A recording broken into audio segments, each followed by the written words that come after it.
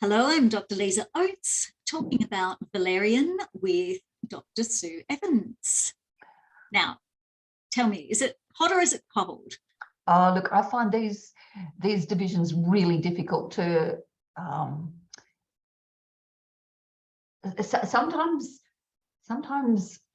thinking about things being hot and cold. Sometimes it's a useful division, and sometimes I just don't find it useful. I think any categorization of plants falls down eventually. You know, they're good. We're trying to get square pegs into round holes. That's right. That's right. Now, I would think of generally, I would think of plants that increase activity as being heating, and plants that decrease activity as being cooling. So from that point of view, I would see valerian as being cooling, because not only does it, I mean, it obviously it helps you sleep. It's also sometimes used for spasm, for muscular spasm. And so from that point of view, I'd see it as being a cooling plant.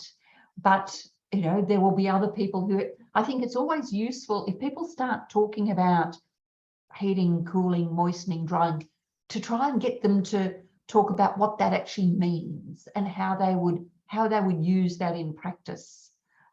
Because it's certainly not that it's not only that something tastes in a certain way.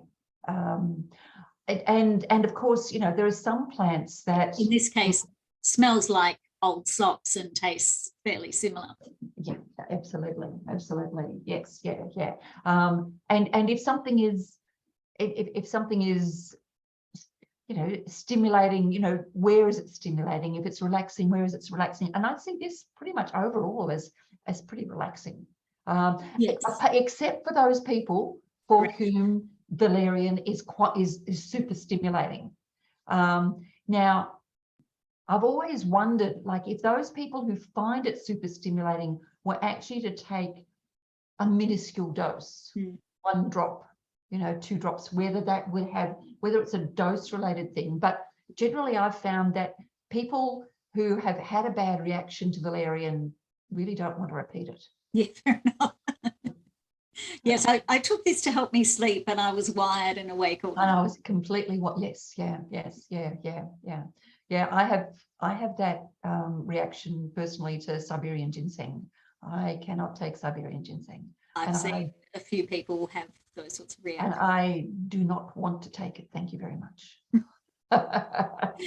Good warning. Thanks, Sue.